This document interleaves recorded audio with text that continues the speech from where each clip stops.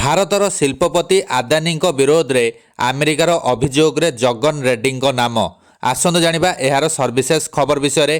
ଯୁକ୍ତରାଷ୍ଟ୍ର ଆମେରିକାର security and exchange commission ତଥା ଏସ୍ଇସି ଭାରତୀୟ କୋଟିପତି ଗୌତମ ଆଦାନୀଙ୍କ ନାମରେ ଏକ ନୂତନ ଅଭିଯୋଗ ଆଣିଛି।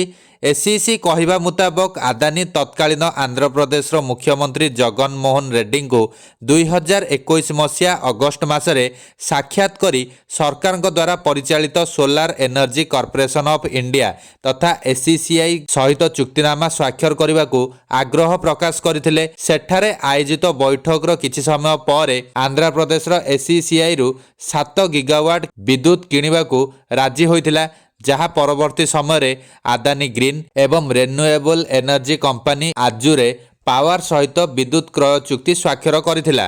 ଏହା ସେତେବେଳେ ଅନ୍ୟ କୌଣସି ରାଜ୍ୟ କିଣିନଥିବା ସର୍ବାଧିକ ସୌରଶକ୍ତି ଥିଲା। ଆଦାନୀ ବିରୋଧ ହୋଇଥିଲା ଲାଞ୍ଚ ଏବଂ ଜାଲିଆତି ଅଭିଯୋଗରେ ଦର୍ଶାଯାଇଛି ଯେ ଆନ୍ଧ୍ରପ୍ରଦେଶର ଜଣେ ସରକାରୀ ଅଧିକାରୀଙ୍କୁ 1750 କୋଟି ଟଙ୍କା ଲାଞ୍ଚ ପ୍ରଦାନ କରାଯାଇଛି। ଅଭିଯୋଗ ଅନୁଯାୟୀ 2020ରେ ଆଦାନୀ ଗ୍ରୀନ୍ ଏନର୍ଜି ଏସ୍ସିସିଆଇକୁ 12 ଗିଗାୱାଟ ସୋଲାର ଶକ୍ତି ଯୋଗାଇବା ପାଇଁ ଏକ ଚୁକ୍ତି କରିଥିଲା।